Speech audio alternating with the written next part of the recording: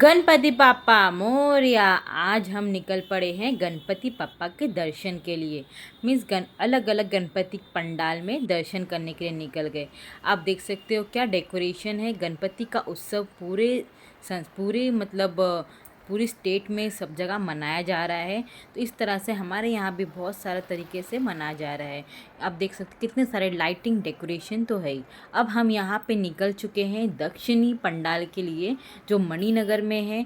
काफ़ी चर्चे में है का वहाँ का मतलब बहुत सारा रील वायरल है। तो मैं बोली क्यों नहीं जाके एक बार देखा जाए। जाते समय ही हमने बहुत सारे गणपति के दर्शन किए। जैसे जैसे रास्ते में बहुत सारे पंडाल आते गए, बहुत सारे गणपति के दर्शन किए गए। अलग अलग वैरायटी के, कोई क्यूट गणपति, कोई बहुत सारी वैरायटी ऑफ गणपति थे। ये सब दर्शन करने में जो मज़ा आती है, मालूम पड़ता है कि हाँ कुछ शहर में कुछ अलग ही उत्सव है, गणपति का माहौल है, मज़ा आती है। और स्पेशली बच्चों को भी तो बहुत अच्छा लगता है। आप देख सकते हो ये मेरा छोटू मोटू कृष्णा है जो मूसक राज के साथ खेल रहा है।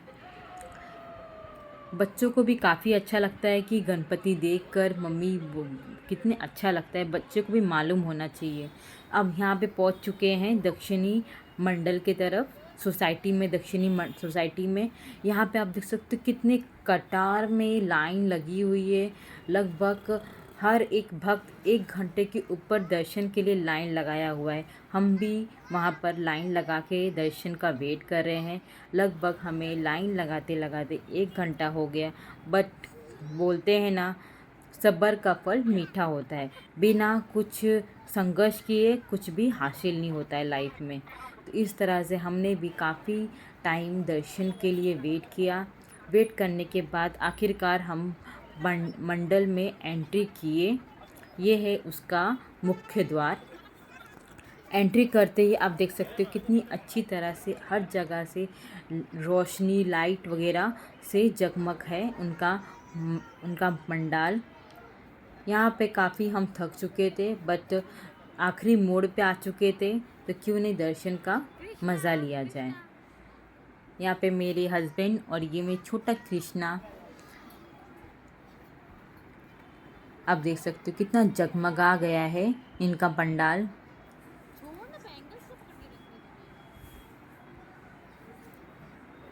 ये रही मैं, और आखिरकार थोड़ा सा झलक दिखा। यहाँ पे मगरमच्छ का मुंह के थ्रू एंट्री करना है, हमें प्रवेश करना है। उसका मुंह खुलेगा तो हमें उसके अंदर जाकर गणपति का दर्शन करना है। यहाँ पे मोबाइल अलाउ नहीं था, बट थोड़ा बहुत मैंने जितना हुआ उतना कैप्चर किया। और अंदर एक संदेश दिया गया है। यह कथा है संघर्ष की, यह कथा है धैर्य की। सृष्टि के जरूर ध्यान से सुनिए और बच्चों को भी जरूर सुनाइएगा। शक्ति का संतुलन डगमगाने लगा, तब इस अद्भुत घटना का योग हुआ। समुद्र मंथन केवल एक घटना नहीं, बल्कि सृष्टि की रहस्यमयी शक्तियों का आह्वान था। समुद्र मंथन के लिए मंदराचल पर्वत को मथनी और वासुकीनाथ को रस्सी के रूप में चुना गया। जब पर्वत को समुद्र में स्थापित किया गया तो वह डूबने लगा। तब भगवान विष्णु ने कच्छप अवतार धारण कर उसे अपनी पीठ पर धारण किया।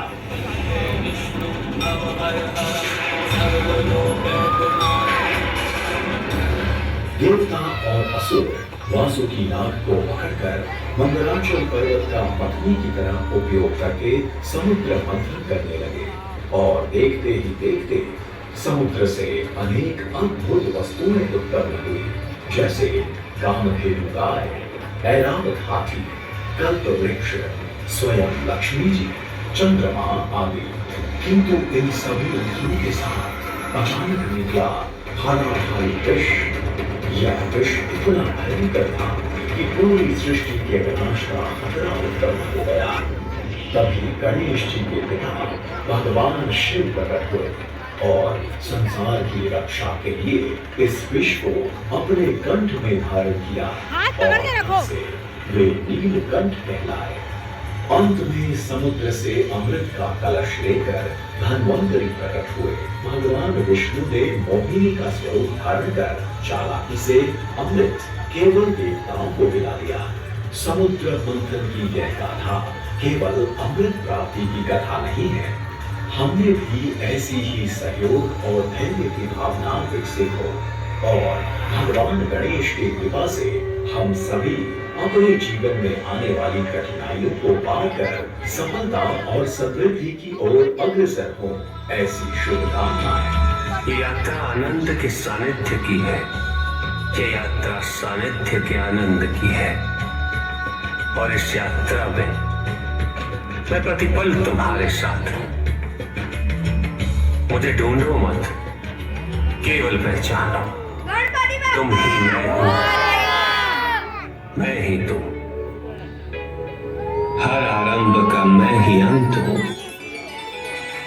और हर अंत सदैव मेरा ही आरंभ होगा।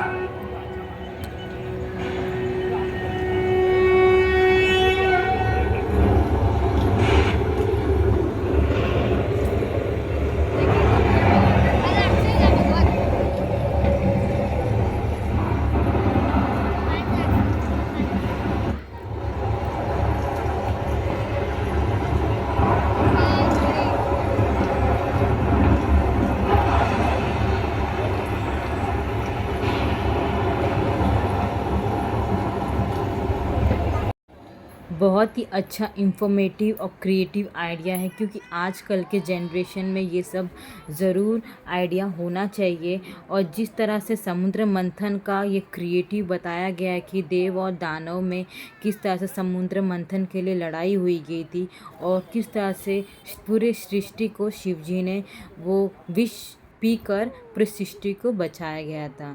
इस तरह से हमें बहुत कुछ सीखना चाहिए कि हमें भगवान का कितनी बड़ी कृपा है और बच्चों को भी सिखाना चाहिए। इसी प्रकार से हमें बच्चे को भी नॉलेज देना चाहिए हर एक फेस्टिवल के बारे में, किस सेलिब्रेशन किया जाता है, किस तरह सेलिब्रेट किया जाता है, किस तरह से भगवान ने पृथ्वी पे प्रकट कर कर हमें सबको सीख दिया है, कुछ न कुछ नॉलेज दिया है। इस तरह से हम बहुत सारे पंडाल में बच्चों को लेके जाकर उन्हें दर्शन कराया और हमने भी दर्शन किया। और ये पंडाल में भी हम गए थे, जो यहाँ पे बहुत सारे सेलिब्रिटीज़ आते हैं। ये बहुत ही ऊंचा पंडाल है। यहाँ पे इवन बबीता जी आई थी तारक मेहता से, और इवन एक कॉमेडी यूट्यूबर्स भी आया था। इसमें बहुत सारे सेलिब्रिटीज़ आ चुके हैं। तो यहाँ पे भी हम दर्शन करने के लिए गए थे और काफ़ी अच्छा डेकोरेट किया था, काफ़ी अच्छी तरह से यहाँ पे दर्शन किए। दर्शन करने के बाद हम निकल गए यहाँ से।